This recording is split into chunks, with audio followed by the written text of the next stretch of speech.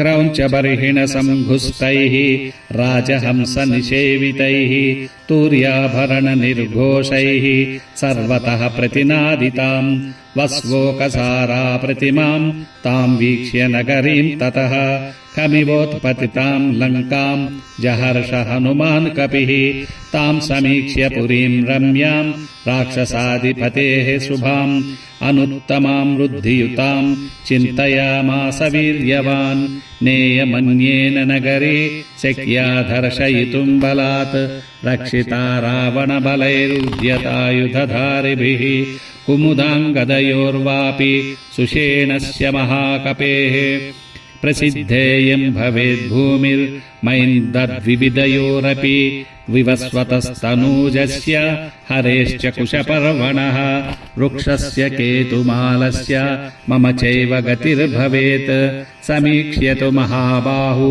राघवस्य पराक्रमम् लक्ष्मणस्य च विक्रान्तम् अभवत् प्रीतिमान् कपिः ताम् रत्नवसनोपेताम् गोष्ठागारवतंसकाम् यन्त्रागारस्तनीम् वृद्धाम् प्रमदामिव भूषिताम् ताम् नष्टतिमिराम् दीपैर्भास्वरैश्च महागृहैः नगरीम् राक्षसेन्द्रस्य ददर्श स महाकपिः अथ सा हरिशार्दूलम् प्रविशन्तम् महाबलम् नगरीश्वेन रूपेण ददर्श पवनात्मजम् రావణపాలిత లంకానగరంలో స్వామి హనుమ ధైర్యంగా అడుగుపెట్టాడు.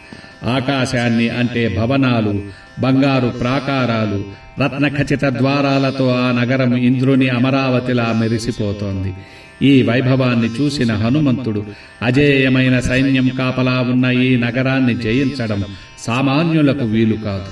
కాని నా రాముని పరాక్రమం ముందు ఈ లంక నిలువజాలదు అని గట్టిగా నమ్మాడు. దీపకాంతులతో వెలిగిపోతున్న ఆ నగరం సర్వాభరణ భూషితయైన సుందరిలా భాసిస్తోంది.